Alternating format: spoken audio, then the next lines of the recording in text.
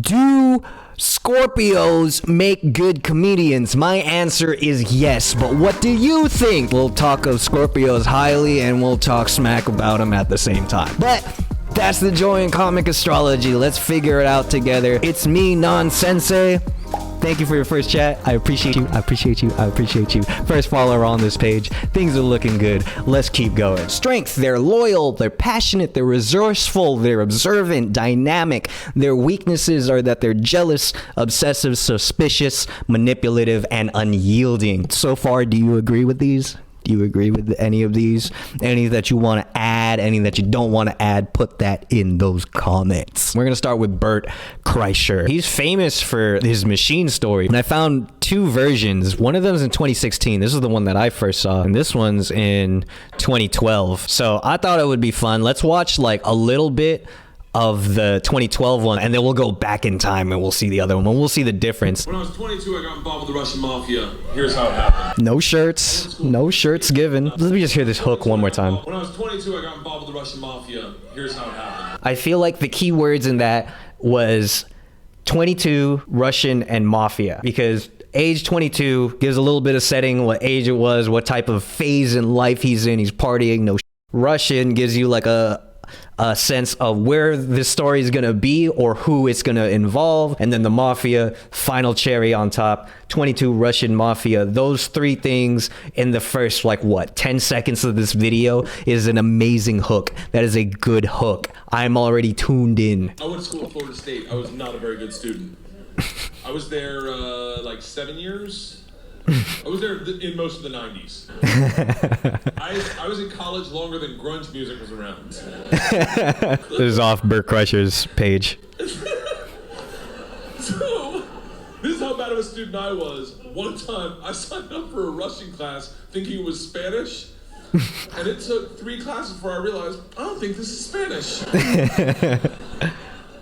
So I got to leave. The teacher, who was hot, he definitely worked out. It was a girl. It was a girl. She stopped me. She goes, don't go anywhere. I need 14 kids to teach this class. You're the 14th. If you sit back down, you don't have to do anything all semester, and I'll just give you a seat. I was like, Strasvutia, bitches, I'm back.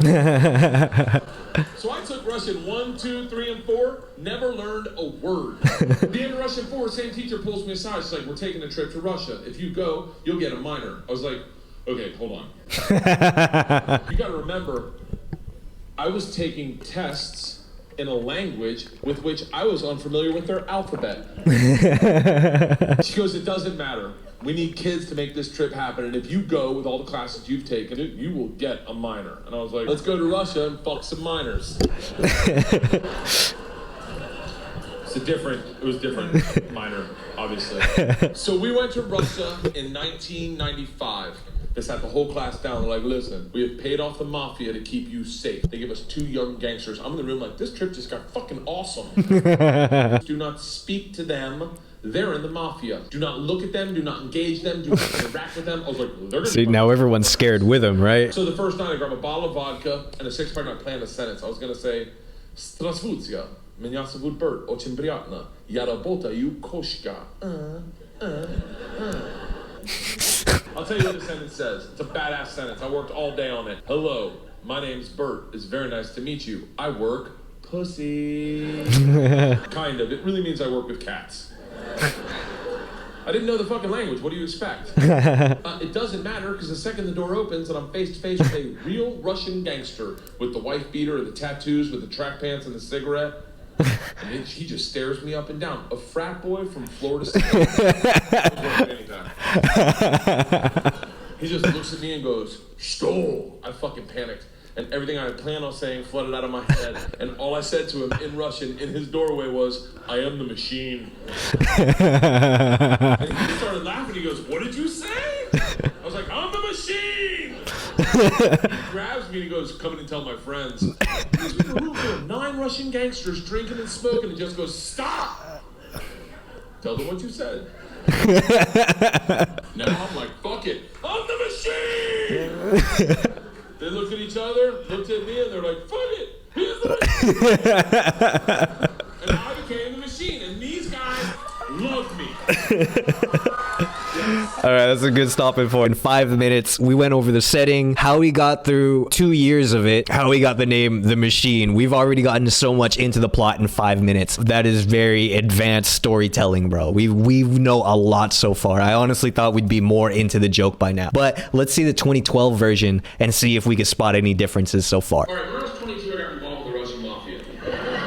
See, it's like he comes at it with a different demeanor, and if you play back the first one, this is the first time you're hearing this is a story that you need. But then here he's saying like, okay, and here's the greatest hits, here's the #1 song on the radio that was playing, now you came to the festival to see it live, you waited this long, I'm going to give you that song. That's the type of energy he's giving. It's like, all right, here, let me do it. The difference between when I was 22, I got involved with the Russian mafia, and when I was 22, I got involved with the Russian mafia. Those are two very different, like, his body language is different, the emphasis is different. It's just so, like, different. I was taking Russian classes at Florida State on accident. I thought they were Spanish. I was like, when did Spanish get into an alphabet? He didn't have that alphabet joke before. Buddy, this is Russian. I was like, then hasta luego, bitch.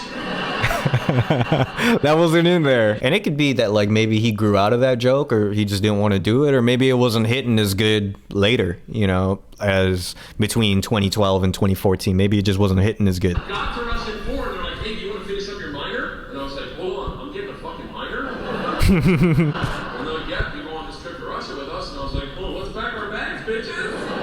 So we went to Russia. It's faster. It's definitely a lot faster now. It doesn't have that intro, oh, I spent most of the 90s in college. That was a great joke as a setup. That's not in this one. Very first night, I grabbed a fucking 6-pack of beer and a bottle of vodka, and I walk up to the door and I had a sentence plan. This is what I was going to say. He did that part hella faster than that too. It was funnier with the beers in his hands. It feels more Bert eating his that. Gives more Bert vibes than the first one. It really means I work with cats, but I figured they'd get it when I started. It doesn't matter, because the second the door opens, and I am face to face with a real Russian gangster, with like the greasy hair and the white beard. It still has got that. It doesn't matter because. And all I said to him in Russian in his doorway was, "I am the machine."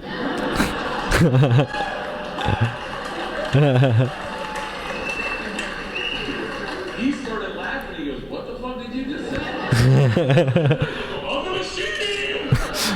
And he said, "You tell my friends, things me in a room full of 9 Russian gangsters sitting around smoking cigarettes. Tell them what you just said." I'm like, they all look at me. I'm like, "I'm the machine." In the version we watched before this, he was, by this point he was like, I'm the machine. But in this one, he's still a little more hesitant in the story. He's like, I'm the machine. I don't know. I don't know which one hits better, honestly. They both hit pretty good to me. Oh, I totally just remembered. I forgot to say, we're going to throw up an S every time we see a Scorpio trait. I got 2 more Berts on the lineup. Thank you, Just for Laughs. These two, their sense of humor is sick. And I say that knowing one morning, I just hear them laughing hysterically on the baby monitor like 2 homeless guys who just found a 20. Hey, let's get haircuts. So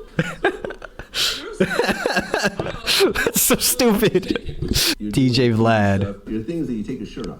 yeah. It was a way for me to like remind myself that I'm supposed to be having a good time. Some people get jaded and their acts get angry, and then you're never going anywhere. I'm gonna go S for passionate. I wish I could tell you I knew why it happened or how it happened. I remember the first time it happened for an extended period of time. One night in Columbus, I took my shirt off, and something organic happened in the room. Then, like 15 minutes later, I realized, I haven't put my shirt back on. And this woman in the back goes, "Keep it off." Really? Keep it off. Keep it off.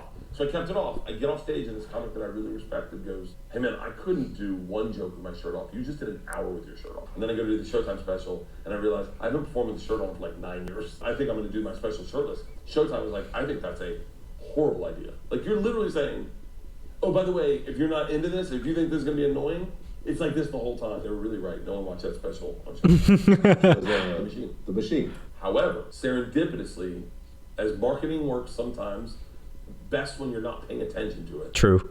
I tell the Machine story on that video, on that special.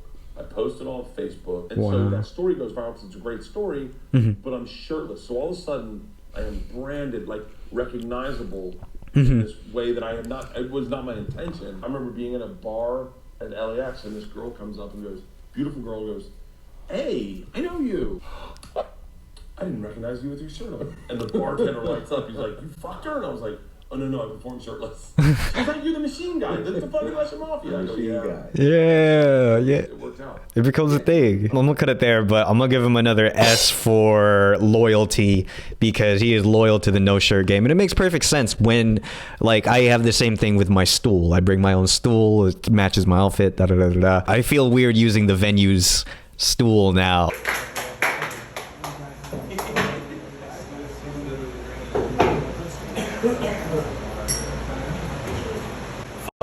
It has to be mine, you know what I mean? That's part of me. I'm stuck with this stool and I'm pretty happy about it. On second thought, this video is hella long. So, we're gonna make the Bert stuff a whole separate video. You could also check out my Andrew Schultz video because he's also a Scorpio. Tune in next time when we finish comic astrology.